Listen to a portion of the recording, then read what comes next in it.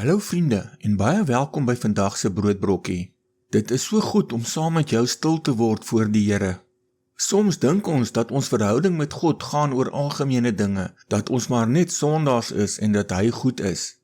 Maar wat gebeur wanneer ons werklik in sy heilige teenwoordigheid instap en heiligmaking in ons lewens toepas? Vandag kyk ons na die aangrypende oomblik in die lewe van die profeet Jesaja.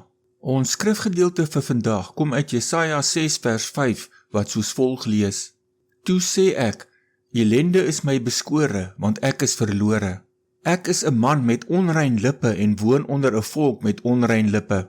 En tog het my oë die koning, die Here van die leerskare gesien. Wanneer ons Jesaja se verhaal histories en grammatikaal bekyk, sien ons iets baie spesifieks. Jesaja het nie net 'n vaag gevoel gehad dat hy nie goed genoeg was nie.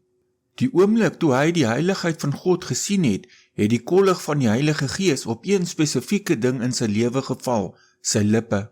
Hy was 'n man van onrein woorde. Hoeveel te meer geld hierdie stelling nie vir ons nie. God werk nie in heiligmaking met vae algemene skuldgevoelens nie.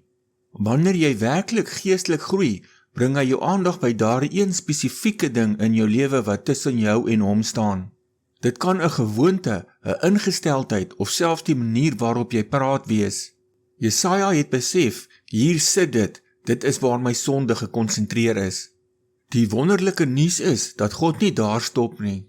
In vers 7 lees ons hoe die seraf met 'n gloeiende kool aan sy lippe raak en sê, kyk, dit het jou lippe aangeraak, jou skuld is vergewe, jou sonde is versoen. God het die reinigende vuur presies daar aangewend waar die probleem was. Hy wil nie hê ons moet in sonde bly nie, hy wil ons skoonmaak sodat hy ons kan gebruik. Hier is 'n skriftuurlike feit om te onthou. Ware heiligmaking begin wanneer ons ophou om verskonings te maak en toelaat dat God se lig fokus op die spesifieke sondes wat hom pla. Onthou, sy genade is altyd groter as die sonde wat hy uitwys. Kom ons bid saam. Here, dankie dat U ons so lief het, dat U nie net na ons algemene lewe kyk nie, maar ons ken in elke detail.